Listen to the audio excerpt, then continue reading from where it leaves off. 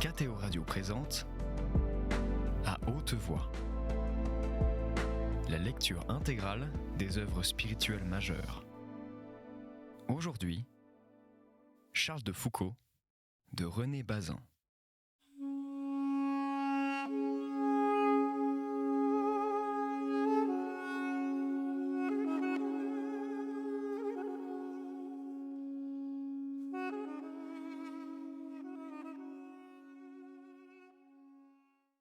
Dans sa course au sud, il atteint la région du Maroc saharien par Tanzida et Tizint. La description qu'il fait du paysage du sud, vu de l'oasis de Tizint, est, je crois, le tableau le plus achevé qu'il ait rapporté de son voyage d'exploration. Lorsqu'on entre à Tizint, on met le pied dans un monde nouveau. Ici, pour la première fois, l'œil se porte vers le midi sans rencontrer une seule montagne. La région au sud du Bani est une immense plaine, tantôt blanche, tantôt brune, étendant à perte de vue ses solitudes pierreuses. Une raie d'azur la borne à l'horizon et la sépare du ciel. C'est le talus de la rive gauche du Dra. Au-delà commence la Hamada. Cette plaine brûlée n'a d'autre végétation que quelques gommiers rabougris, d'autres reliefs que d'étroites chaînes de collines rocheuses, entrecoupées, s'y tordant comme des tronçons de serpents. À côté du désert morne sont les oasis, avec leur végétation admirable, leurs forêts de palmiers toujours verts, leurs ksars pleins de bien-être et de richesse. Travaillant dans les jardins, étendus nonchalamment à l'ombre des murs, accroupis aux portes des maisons, causant et fumant, on voit une population nombreuse d'hommes au visage noir, haratins de couleurs très foncées. Leurs vêtements me frappent d'abord. Tous sont vêtus de cotonnade indigo, étoffe du Soudan. Je suis dans un nouveau climat. Point d'hiver. On sème en décembre, on récolte en mars, l'air n'est jamais froid, au-dessus de ma tête un ciel toujours bleu. Charles de Foucault s'arrête à Tizint 2 jours seulement. Il y est l'objet de la plus vive curiosité. Tous les hadjs, familiers avec les choses et les gens des pays lointains, voulurent me voir. Une fois de plus, je reconnus les excellents effets du pèlerinage de la Mecque. Pour le seul fait que je venais d'Algérie, où ils avaient été bien reçus, tous me firent le meilleur accueil. Plusieurs, je le sus depuis, se doutèrent que j'étais chrétien. Ils n'en dirent mot, comprenant mieux que moi peut-être les dangers où leur discours pourrait me jeter. L'un d'entre eux, le hadj Bourim, devint dans la suite pour moi un véritable ami, me rendit les services les plus signalés et me sauva des plus grands périls. De grandes excursions dans le sud, à Tata, au Madère et à Akka, remplissent le mois suivant. Revenu de ces 2 explorations, Foucault songe à regagner l'Algérie en traversant à rebours ce rif inhospitalier dont l'accès par l'ouest lui a été au départ interdit. Il ne peut entreprendre une pareille aventure sans de puissantes protections, et une fois de plus, il descend vers le sud pour aller rendre visite à un personnage de marque, Sidi Abdallah, qui habite à Mrimima. Celui-ci fournirait sans doute les guides nécessaires. Mais à peine l'étranger est-il entré dans une des maisons de Sidi Abdallah que le bruit se répand qu'il est chrétien et chargé d'or. Aussitôt, 2 bandes de pillards s'embusquent dans la montagne et se mettent à guetter le passage de cette proie excellente et facile. Foucault est gardé à vue par les fils de son hôte. Dans ce danger, il écrit une lettre à son ami le hadj Bourim et la confie à un mendiant. Le lendemain, à 7 heures du matin, grand mouvement dans le village. Une troupe de 25 fantassins et 2 cavaliers y arrive tout à coup et entre dans la cour. C'est le hadj qui vient me prendre. Il a reçu mon billet cette nuit. Il s'est levé aussitôt, a couru chez ses frères et ses parents. Chacun s'est armé et l'a rejoint avec ses serviteurs. Ils se sont mis en marche et les voici. Une demi-heure après, délivré, il quittait Mrimima. Mais les exigences et les vols successifs dont il avait été victime avaient tellement diminué ses ressources que, rentré à Tizint et ayant fait ses comptes, il reconnut qu'il lui était impossible d'entreprendre le voyage de retour sans renouveler sa provision d'argent. La ville la plus proche où il y eut des Européens était Mogador, au nord-ouest, sur la côte de l'Atlantique. C'est là qu'il fallait aller. Foucault confie son projet à son ami le hadj. Il est convenu que celui-ci accompagnera le voyageur jusqu'à Mogador, l'y attendra et le ramènera à Tizint. Mardochée, au contraire, restera dans ce village, on le rejoindra plus tard. Il faut partir de nuit dans le plus grand secret pour ne point être attaqué et pillé. Ce départ de Tizint pour la côte atlantique eut lieu le 9 janvier 1884.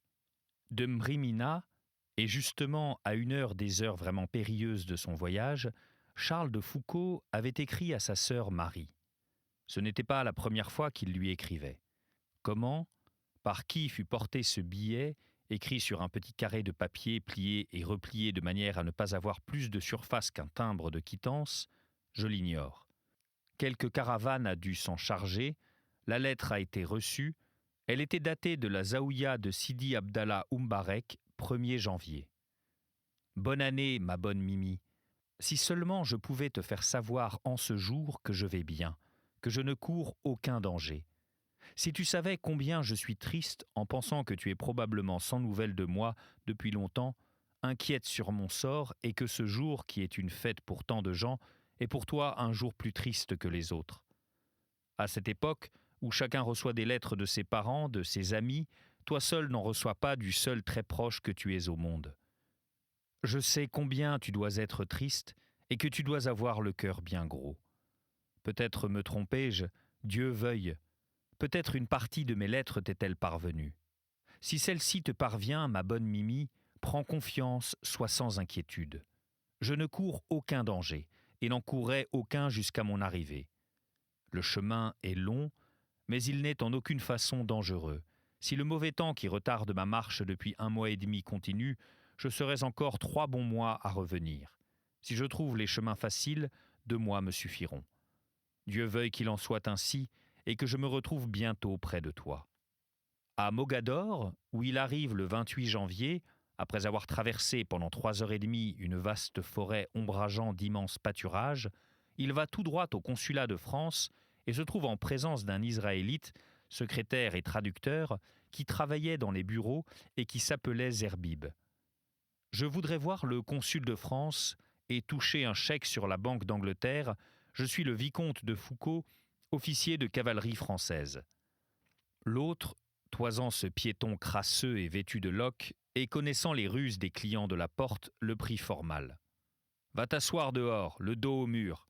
On ne voit pas le consul comme ça. » Charles de Foucauld alla s'étendre près du mur et demeura là quelque temps. Puis, revenant à Zerbib, « Donnez-moi un peu d'eau, et indiquez-moi, je vous prie, un coin où je puisse me déshabiller et me laver. » Pendant qu'il se dévêtait dans un réduit voisin, quelqu'un regardait par le trou de la serrure. C'était Zerbib.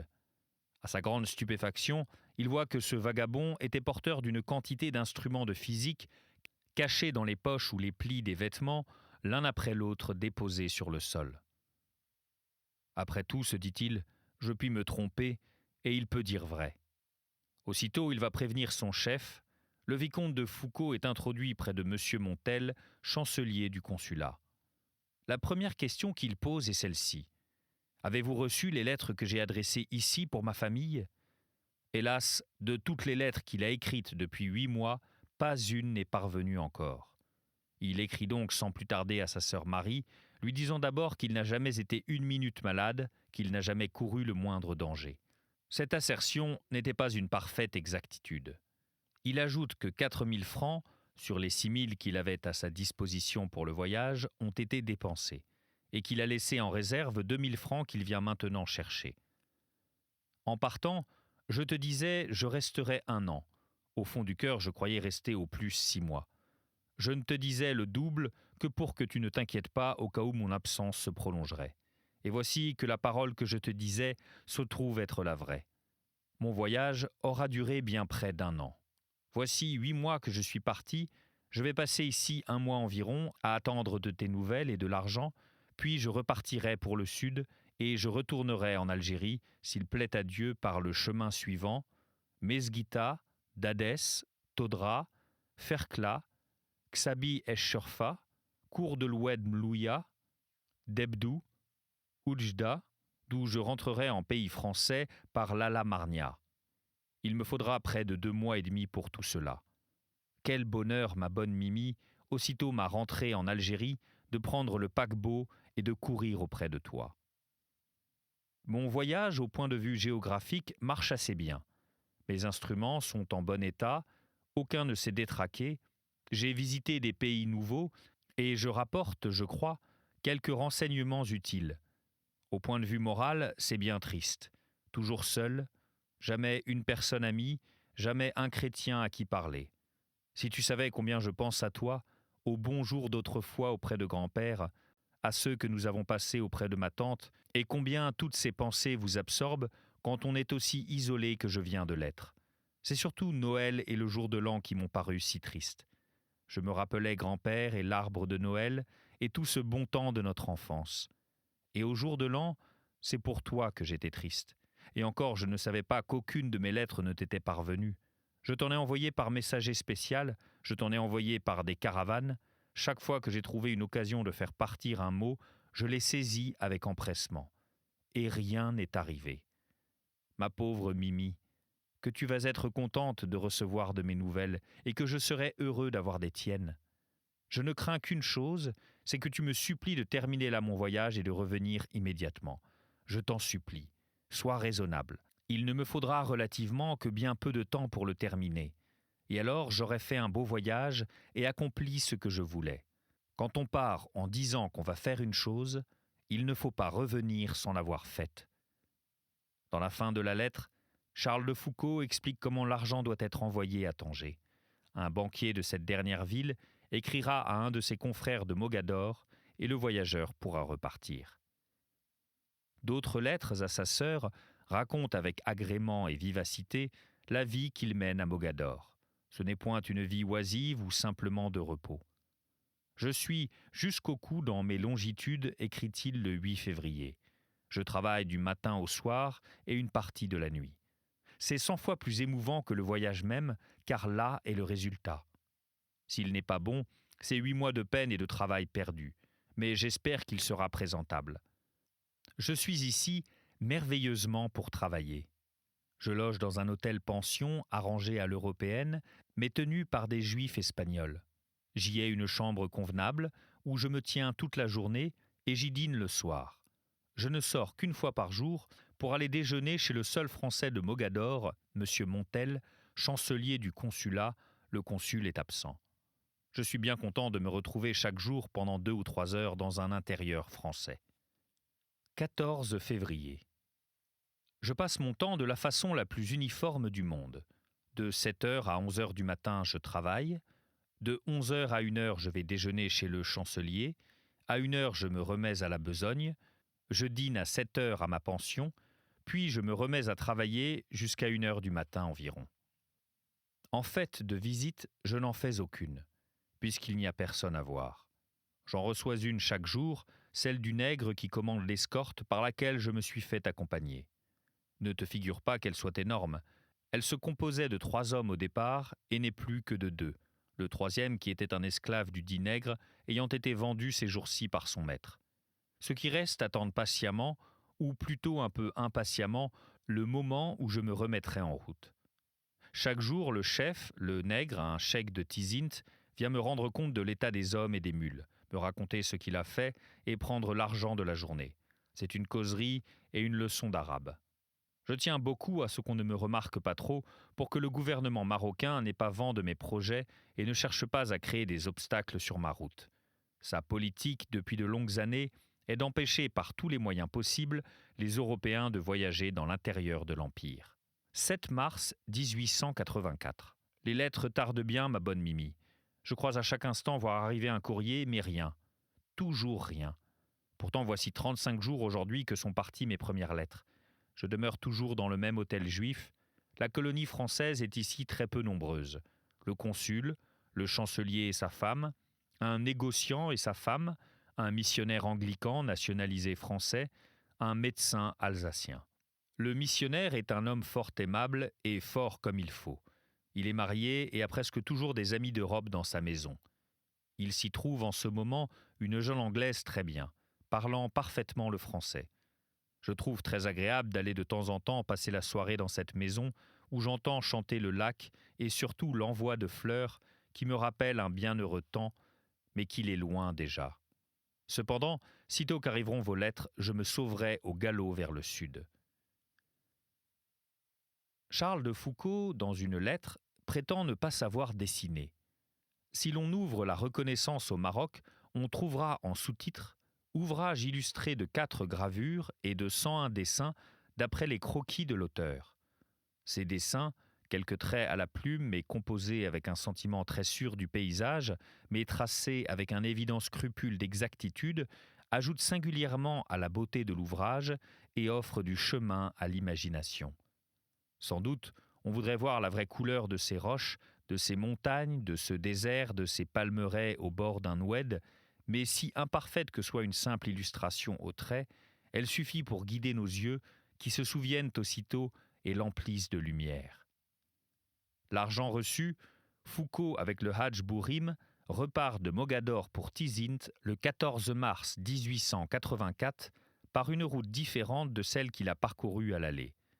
Parvenu à l'oued Souss, au sud d'Agadir, il suit à quelque distance la rive droite du fleuve. Je le verrai toute la journée, serpentant au milieu des tamaris entourés de cultures, avec de grands oliviers ombrageant son cours et 2 rangées de villages échelonnés sur ses rives.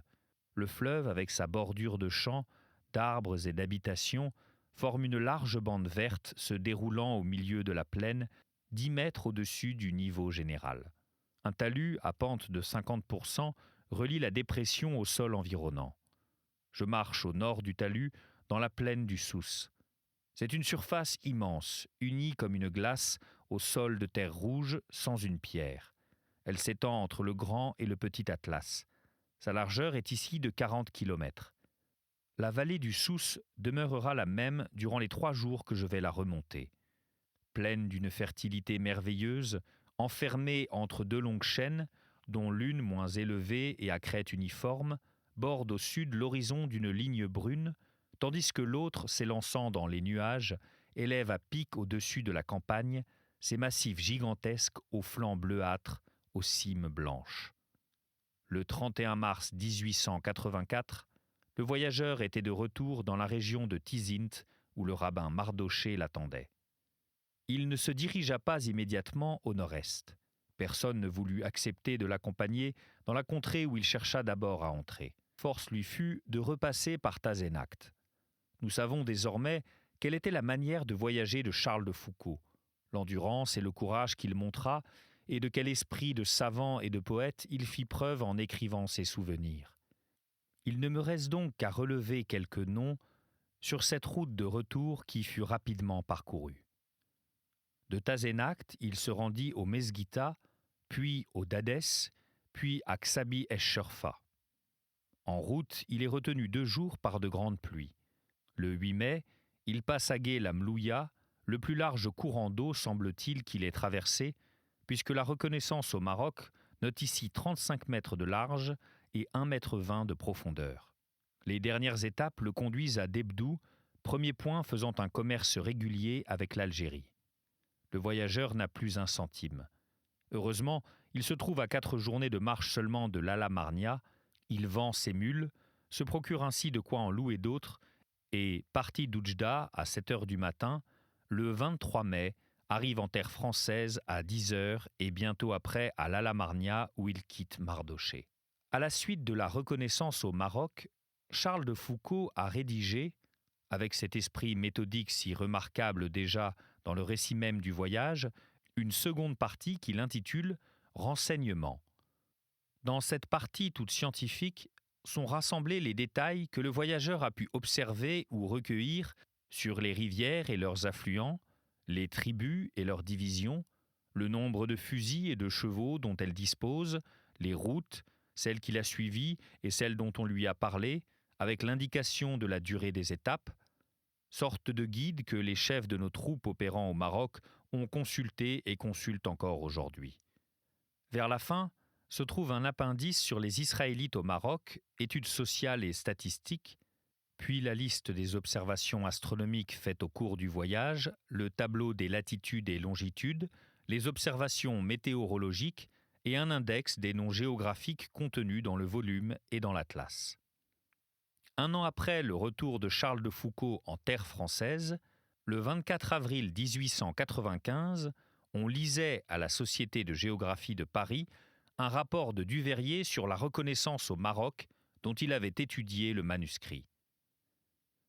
En 11 mois, du 20 juin 1883 au 23 mai 1884, un seul homme, le vicomte de Foucault, a doublé pour le moins la longueur des itinéraires soigneusement levés au Maroc.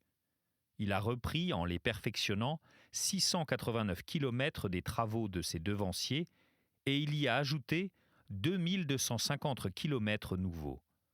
Pour ce qui est de la géographie astronomique, il a déterminé 45 longitudes et 40 latitudes.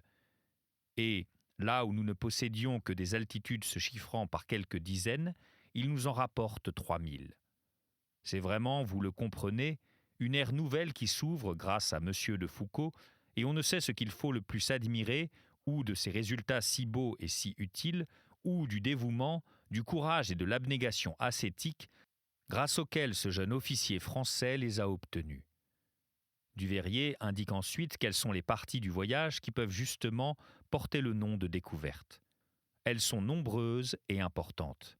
Il établit que les observations du vicomte de Foucault ont corrigé d'1 degré plein vers l'ouest le tracé d'une partie du cours du Drap, telle qu'elle est portée sur la carte du docteur allemand Rolfs. Enfin, il annonçait en terminant son rapport que la Société de géographie attribuait la première de ses médailles d'or au jeune explorateur. Tel que nous l'avons raconté en abrégé, le voyage a pu paraître relativement facile. En réalité, il a présenté toutes sortes de difficultés et de dangers. Bien que, sur ce dernier point, Charles de Foucault ait été très sobre de détails, et qu'assurément il ait omis d'autres fois et volontairement beaucoup d'incidents inquiétants qui ont arrêté ou précipité sa marche, on peut aisément, en parcourant la reconnaissance au Maroc, relever de nombreuses occasions où l'énergie, l'endurance, l'habileté de l'officier français ont été mises à l'épreuve.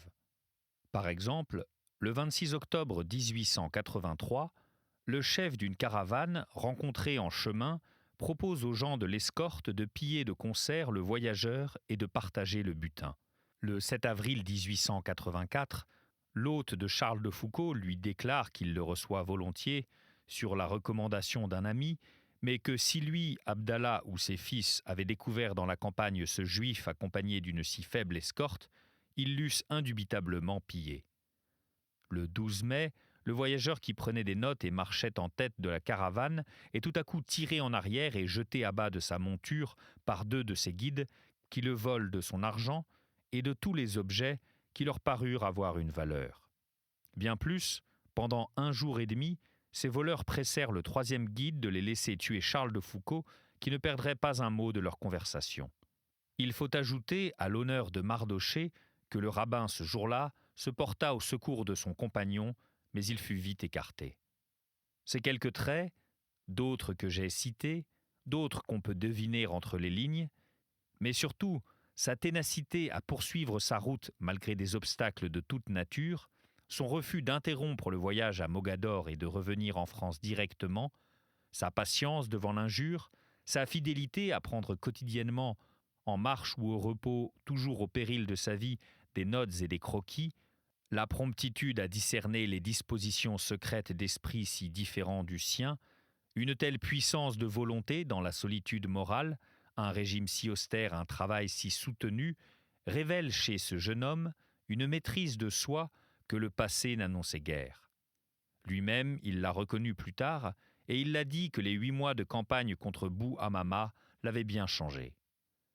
La grande exploration du Maroc l'aura changé encore plus profondément, ainsi qu'on le verra bientôt.